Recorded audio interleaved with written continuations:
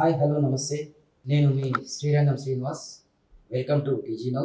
ఈరోజు మనం ఒక యంగ్ నిరుద్యోగి, ఒక యంగ్ స్టార్, ఒక గ్రాడ్యుయేట్ వరకు చదువుకొని వివిధ సెక్టార్లో పనిచేసి ఒక 10 years అంటే 10 సంవత్సరాలుగా ఒక రియల్ ఎస్టేట్ కంపెనీలో సొంతంగా టీంని ఏర్పాటు చేసుకొని ఒక ప్లాట్ల బిజినెస్ స్టార్ట్ చేసి ఏ గవర్నమెంట్ జాబ్ మీద ఆధారపడకుండా నేను కూడా సొంతంగా నా కాళ్ళ మీద నేను నిలబడి నేనేందు ఒక ప్రూఫ్ చేసుకొని అని చెప్పి ఆ రియల్ ఎస్టేట్ సంబంధించి ఎంచుకొని ఒక టీంను ఫార్వర్డ్ చేసుకొని సక్సెస్ఫుల్గా సాగిపోతున్న పాలకుల చంద్రశేఖర్ గౌడ్ మనతో ఉన్నారు. వారితో మనం మరిన్ని వివరాలు మనం తెలుసుకుందాం. నమస్కారం అండి. అలా చెప్పన్నా, ఇప్పుడు మీరు ఎక్కడ, మీ ప్రాపర్ ఎక్కడ? నా పేరు చంద్రశేఖర్ అండి.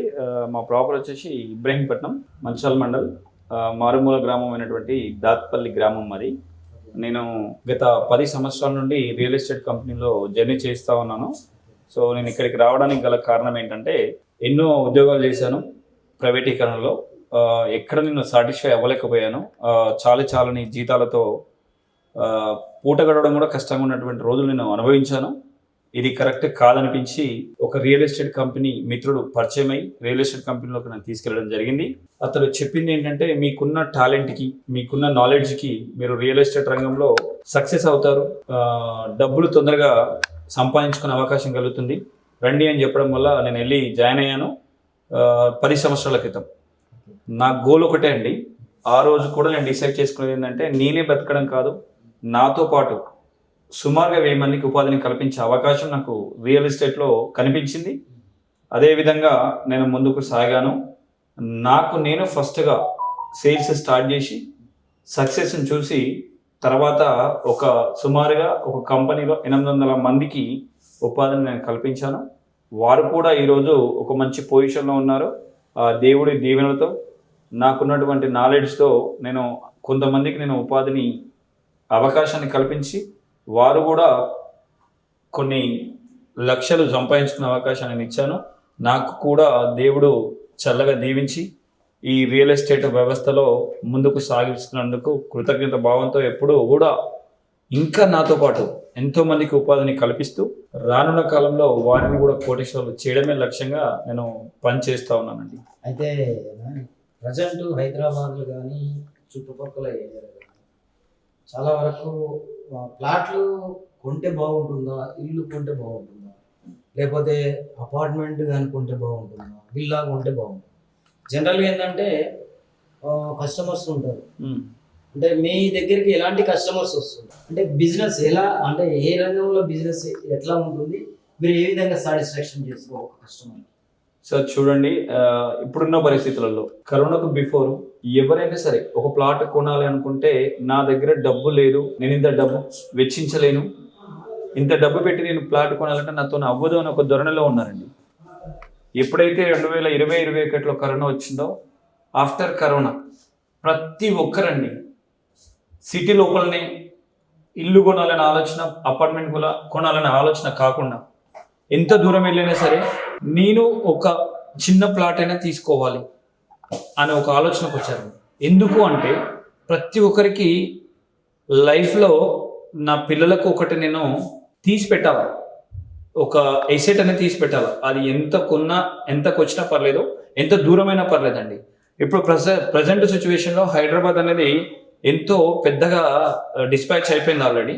సో మనకు 100 కిలోమీటర్ల సరౌండింగ్ వరకు, హైదరాబాద్ టు 100 కిలోమీటర్ల వరకు కూడా వెళ్ళి ప్లాట్ తీసుకోవడం జరుగుతుందండి. ఎందుకు తీసుకుంటున్నారంటే, రేపు మేము మంచిగా ఉంటే హ్యాపీ, మేము లేకపోయినా నా పిల్లలకు సెక్యూర్ ఇవ్వాలని ఒక ఉద్దేశంతో లాంగ్ అయిన వెళ్ళి తీసుకోవడం జరుగుతుందండి. అలా ఇప్పుడు జనరల్గా ఒక సామాన్యుడు హైదరాబాద్ ప్లాట్ కొనే పరిస్థితి ఉన్నారా? అంటే నిరుద్యోగి, అంటే జనరల్గా నెలకొక 20,000 సంపాదించుకునే వ్యక్తి కూడా హైదరాబాద్ లో ఒక ప్లాట్ కొనుక్కోవాలని అనుకుంటుంది. వాళ్ళ కళ నెరవేరుతుందా? తప్పకుండా. ఎక్కడ ఏ ఏరియాలో కొనుక్కుంటే బాగుంటుంది, అదే కొనుక్కొని మళ్ళీ ఇల్లు కట్టుకునే కెపాసిటీ ఉంటుందా? అంటే మీరు రియల్ ఎస్టేట్ రంగంలో మీరు ఎక్స్పీరియన్స్ ఉంది కదా, దాని గురించి మా ప్రేక్షకులకు చెప్పండి. ఒకటి శ్రీనివాస్ గారు, ఇప్పుడున్నటువంటి పరిస్థితులలో ఈ హైదరాబాద్కి నియర్ బై ఇల్లు కట్టుకునే పరిస్థితులలో మాకు చిన్న చిన్న ఉద్యోగస్తులకు కానీ 10,000 20,000 సంపాదించుకునే వాళ్ళకి ఆ అవకాశం లేదండి. ఎందుకు లేదు అంటే చూస్తుండగానే రేట్లు పెరిగిపోయాయి. ఒక 50 కిలోమీటర్లు 60 కిలోమీటర్ల వరకు వెళ్ళి కూడా ఒక ప్లాట్ నేను తీసుకోవాలని ఒక ఆలోచన ప్రతి ఒక్కరిలో వచ్చింది ఇప్పుడు. సో వాళ్ళు ఎందుకు అంటే వాళ్ళకు కూడా మాలాంటి ఎన్నో కంపెనీలు ఈఎంఐ ఆప్షన్ అని, బ్యాంక్ లోన్ అని ఇట్లాంటి అవకాశాలు కల్పిస్తుంది. కాబట్టి చిన్న వ్యాపారస్తుడు కానీ చిన్న ఉద్యోగస్తుడు కానీ తీసుకునే అవకాశాలు ఎక్కువగా ఉన్నాయి ఈఎంఐ ద్వారా. కాబట్టి ప్రతి ఒక్కరు తీసుకోవడానికి ముందుకు వస్తున్నారు. ఇది చాలా ఈజీ. దూరం వెళ్ళి తీసుకున్నా కూడా రేపు ఫ్యూచర్ బాగుంటుంది. ఇప్పుడు ఇక్కడ నుంచి 50 కిలోమీటర్ల వరకు పెరిగిపోయిందండి సిటీ. వరంగల్ హైవేలో చూసుకుంటే గట్కేసర్, వరంగల్ యాదగిరిగుట్ట వరకు, విజయవాడ హైవేలో తీసుకుంటే ఆల్మోస్ట్ చిట్యాల వరకు మున్సిపాలిటీ అండి. దాని తర్వాత ఇంకా మళ్ళీ ఎక్స్పాండ్ అవుతా ఉన్నది. సో సాగర్ హైవేలో తీసుకుంటే ఇబ్రాహీంపట్నం ఆల్రెడీ క్రాస్ అయింది. ఇలా ఎంత దూరం వెళ్ళి తీసుకున్నా కూడా రేపు నష్టం అనేది లేదండి. కస్టమర్కి ఎక్కడ తీసుకున్నా ప్లాట్ సాటిస్ఫాక్షన్ 100% సాటిస్ఫాక్షన్ అండి. ఎందుకంటే చిన్న వ్యాపారస్తునికి కూడా మేము కంపెనీ నుంచి ఈఎంఐ ప్రొవైడ్ చేస్తున్నాం, ఒక బ్యాంక్ లోన్ అనేది ఇస్తున్నాం. సో దాని ద్వారా వాళ్ళకి ఈజీ అవుతుంది కదండి, కట్టుకోవడం కనిపించదు. కాకపోతే ఒక ఆస్తి మిగిలిపోతుంది వాళ్ళకి. అంటే ఇప్పుడు మీరు వ్యాపారం చేసేది మీ సొంతంగా చేస్తున్నారా? వ్యాపారం ప్రముఖ కంపెనీల ద్వారా చేస్తున్నారా? అంటే సొంతంగా వ్యాపారం చేయడంలో ఏ విధంగా మీరు ముందుకు వెళ్తారు? మాకు మీరు ఏ విధంగా స్ఫూర్తిస్తారు? నేను నా సొంతంగా కంపెనీ అంటే ఏం లేదండి.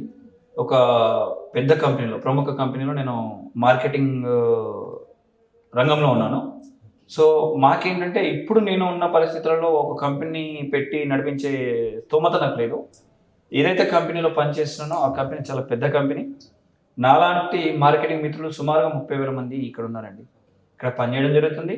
మేము కూడా మా డౌన్ లైన్స్కి నేర్పించేది ఒకటే అండి, మీరే పని చేస్తూ మీరే సంపాదించడం కాదు, మీతో పాటు ఒక 100 మందికి ఉపయోగపడేలా మీరు నేర్చుకోండి, వాళ్ళకి నేర్పించండి.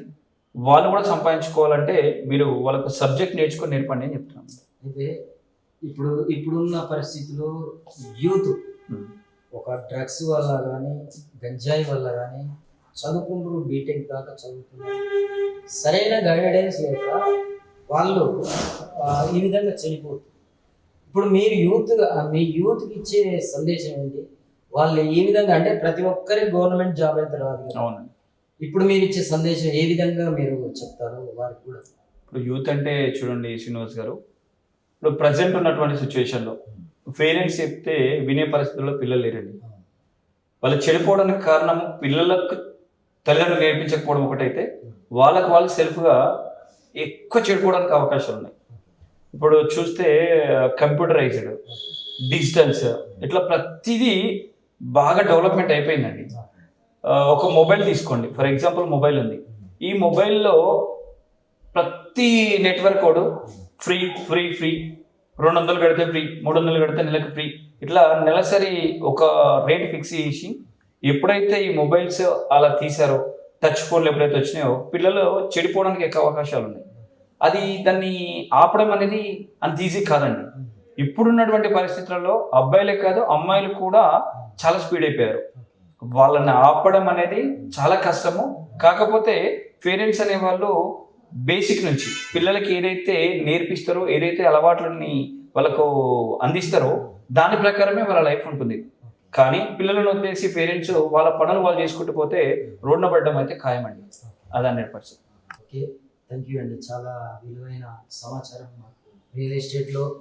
ఎందుకంటే గవర్నమెంట్ జాబ్ రాకపోయినా మనం సొంతంగా కూడా కష్టపడి ఏదైనా మనం సాధించవచ్చు అని చెప్పి నిర్వచనంగా మన పాలకుల చంద్రశేఖర్ గారు చాలా చక్కగా చెప్పారు.